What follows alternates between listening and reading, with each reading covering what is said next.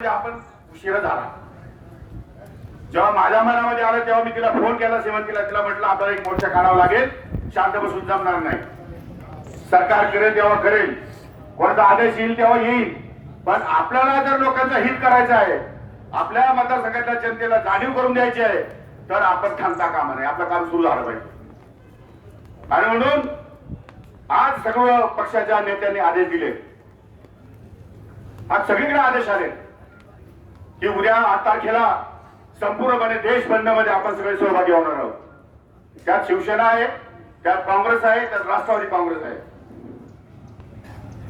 या आंदोलनात उद्या आपण पूर्णपणे बंद पाळायचाच आहे. शेवटी आपले आदर्श सन्माननीय शरदचंद्रजी पवार साहेब आहेत. गेली 50-60 वर्ष हा माणूस राजकारणामध्ये कुठल्याही प्रकारची वयाची दखल न घेता 80 वर्ष 81 वर्षामध्ये प्रवेश करणार आहेत. सातत्याने या ठिकाणी राजकारणामध्ये शेतकऱ्यांसाठी, शेतकऱ्यांच्या मुलांसाठी सातत्याने या ठिकाणी संघर्ष करतोय. सत्ता मिळो अथवा ना मिळो, यश मिळो अथवा ना मिळो, परंतु हा माणूस थांबला नाही. आणि हीच प्रेरणा, हाच आदर्श आज आपल्या डोळ्यासमोर आहे. हाच आदर्श घेऊन उद्याची पुढची वाटचाल आपल्याला करायची मित्र.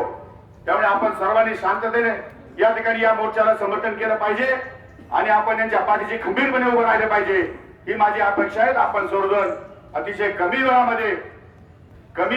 वेळात संपर्क करून सुद्धा आपण चांगल्या परिस्थितीमध्ये या ठिकाणी हजर राहिलात, त्याबद्दल मी सर्व शेतकरी बांधवांचं या ठिकाणी मनापासून आभार व्यक्त करतो.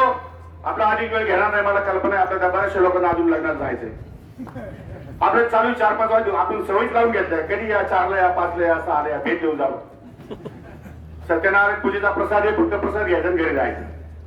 त्यामुळे आपल्याला सर्वांना जिकडे तिकडे जायचं असेल तर आपण जा, पण प्रथम कर्तव्याला आपण या ठिकाणी संधी द्या, कर्तव्याला प्राधान्य द्या.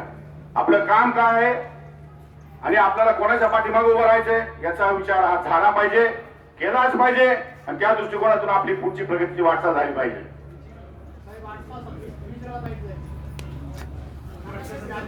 त्याच्यात तर काय बोलत नाही तुम्ही, लग्नाला या म्हणता लाईट बीटचं काय बोलत नाही, याच्यावर कोणी चर्चा करत नाही. लाईट मिळत नाही, 4 तास मिळत नाही, 2 तास मिळत नाही, इतके प्रश्न जटिल करून बसलेले आहेत.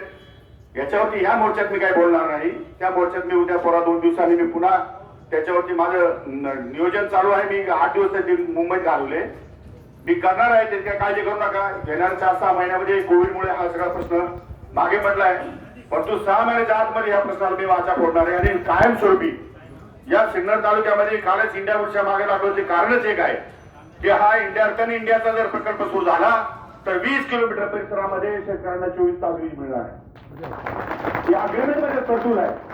माझे प्रयत्न मुळापासून चालू आहे. मी फांद्या छाटत बसत नाही, मी मुळापासून प्रयत्न करत असतो. त्यामुळे हे सगळे प्रयत्न तुम्हाला मी आज सांगणार नाही, ही वेळ नाही. त्यावेळेस बोलायचं त्यावेळेस बोलेल. परंतु प्रगतीची पहाट या ठिकाणी आपण प्रगतीच्या पहाटीची वाट पाहत असताना जर अंधकार आपल्या समोर दिसत असेल तर लढायला शिकलं पाहिजे आणि संघर्ष करायला शिकलं पाहिजे. आता पुन्हा एकदा आयुष्याच्या मसाले पेटवण्याच्या ऐवजी संघर्षाच्या मसाले पेटवा, विचाराच्या मसाले पेटवा आणि या शेतकऱ्यांना न्याय देण्यासाठी सर्वांनी या ठिकाणी पाठीशी उभे राहा. अशा प्रकारचं कळकळीचं आव्हान मी आपल्याला करतो. आपल्या सर्वांचे मनपूर्वक आभार व्यक्त करतो आणि हा मोर्चा या ठिकाणी थांबला असं मी जाहीर करतो. धन्यवाद. जय हिंद, जय महाराष्ट्र.